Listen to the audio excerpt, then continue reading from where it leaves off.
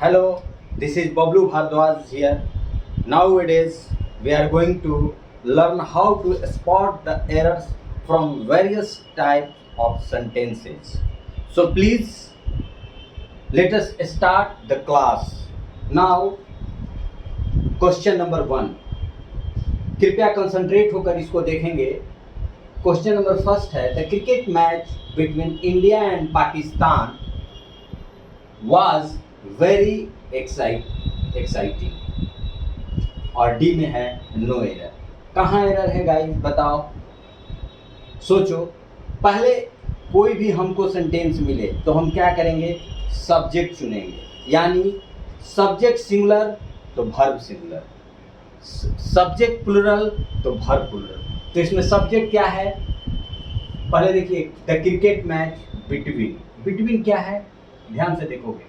Between क्या है, preposition. और प्रीपोजिशन अपने साथ क्या लेकर आता है, यानी प्रीपोजिशन के जस्ट बाद क्या होता है, ऑब्जेक्ट. प्रीपोजिशन अपने साथ ऑब्जेक्ट लेकर आता है. तो इंडिया एंड पाकिस्तान क्या हुआ, ऑब्जेक्ट. बिल्कुल क्लियर है. और पहले वाला होता है, प्रीपोजिशन के जनरली पहले वाला सब्जेक्ट होता है. तो सब्जेक्ट क्या हुआ, क्रिकेट मैच. और ये क्रिकेट मैच सिंगुलर सब्जेक्ट है कि प्लुरल है, तो सिंगुलर सब्जेक्ट है. तो वर्ब कैसा होना चाहिए, सिंगुलर या प्लुरल, तो सिंगुलर होना चाहिए. तो यहाँ वाज कैसा वर्ब है, सिंगुलर है या प्लुरल, सिंगुलर वर्ब. तो ये सेंटेंस कहीं गलत नहीं है, यानी D will be the answer. इस सेंटेंस के किसी पार्ट में गलती नहीं है. गाइज मैं आपको बता दूं कि कॉमन एरर में, स्पॉटिंग एरर में सबसे अगर टफ है तो नो एरर चुनना. Question number 2, a lot of money war spent on the Commonwealth games. बहुत सारा मनी स्पेंड. मैं बताऊं आपको, मनी क्या है, आप ध्यान दोगे. मनी कौन सा नाउन है, अनकाउंटेबल नाउन. लेकिन वहीं अगर करेंसी रहे तो वो कौन सा नाउन होगा, काउंटेबल नाउन.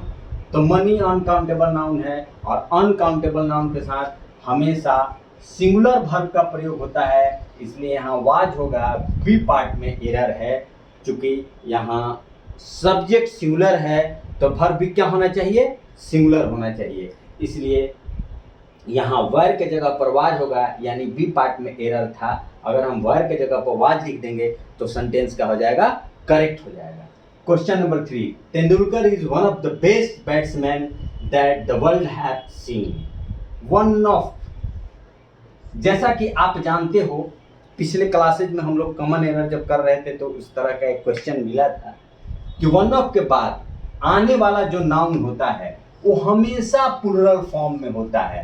तो वन ऑफ के बाद आने वाला नाउन बैट्समैन प्लुरल है कि सिंगुलर है, प्लुरल है. बैट्समैन, अगर बैट्समैन रहता है तब सिंगुलर होता है, तो बैट्समैन प्लुरल है, तो ये ठीक है. उसके बाद दैट द वर्ल्ड हैव, यहाँ हैव वर्ब किसके लिए है, हैव जो वर्ब यहाँ आया है ये किस सब्जेक्ट के लिए है, वर्ल्ड के लिए. और वर्ल्ड सिंगुलर सब्जेक्ट है कि प्लुरल है, तो सिंगुलर है. और वर्ब और हैव जो वर्ब है वो सिंगुलर है कि प्लुरल है, तो ये प्लुरल है. इसलिए सी पार्ट में एरर है, यानी हैव के बाद जब हैज कर देंगे तो ये सेंटेंस करेक्ट हो जाएगा. क्यों करेक्ट हो जाएगा, इसलिए कि द वर्ल्ड यहाँ सब्जेक्ट सिंगुलर है और वर्ब प्लुरल है, जबकि सिंगुलर सब्जेक्ट के साथ सिंगुलर वर्ब होना चाहिए.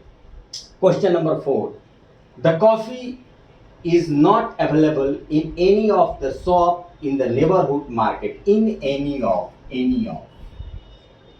of से हमेशा सिलेक्शन का भाव होता है. और जैसा कि आप जानते हो, अमूमन आप जानते हो कि ऑफ के बाद, चूंकि जहाँ सिलेक्शन का भाव होता है ऑफ में, तो ऑफ के बाद हमेशा प्लुरल नाउन का प्रयोग होता है. उसी तरह से एनी ऑफ भी सिलेक्शन को प्रदर्शित करता है. इसलिए यहाँ शॉप न होकर क्या हो जाएगा, शॉप्स हो जाएगा.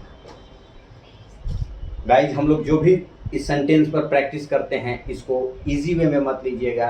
ये सारे सेंटेंसेज जो कि मैंने आपको ये व्हाइट बोर्ड पर करेक्शन कर रहा हूँ, ये सारे सेंटेंसेज भिन्न भिन्न परीक्षाओं में आए हुए हैं, चाहे वो एसएससी सीजीएल हो या सीएचएसएल हो या आपका एमटीएस हो. अब आइए question number last, the father as well as his children. As well as, पहले तो यहीं आइए, ग्रामर में एक रूल है जो कि हम लोग आगे भी पढ़ेंगे। एज वेल एज से जब कोई दो सब्जेक्ट जुड़ा हुआ रहता है तो वर्ब जो होता है वो पहले वाले सब्जेक्ट के अनुरूप होता है। एज वेल एज से जब दो नाउन आपस में जुड़े हुए रहते हैं तो वर्ब किसके अनुरूप होता है? फर्स्ट वाला का कि अपने नजदीक का? फर्स्ट वाला का। तो यहाँ फर्स्ट द फादर सिंगुलर है या प्लुरल? सिंगुलर। तो वर्ब क्या होना चाहिए? सिंगुलर या प्लुरल? सिंगुलर। और यहाँ ये क्या है? वार। सिंगुलर है कि प्लुरल है? प्लुरल है, तो गलत है ना। क्या होना चाहिए? वार। यानी किस पार्ट में एरर था? बी पार्ट में एरर था। अगर वेर के जगह पर वाज लिख देंगे तो सेंटेंस करेक्ट हो जाएगा। आज हम लोगों ने क्या क्या पढ़ा? आज हम लोगों ने पढ़ा गाइस कि वन ऑफ के बाद हमेशा नाउन जो होता है वो प्लुरल फॉर्म में रहता है। उसके बाद हम लोगों ने पढ़ा कि प्रीपोजिशन अपने साथ ऑब्जेक्ट लेकर आता है। प्रीपोजिशन अपने साथ क्या लेकर आता है? ऑब्जेक्ट लेकर आता है। तो बस आज इतना ही। धन्यवाद।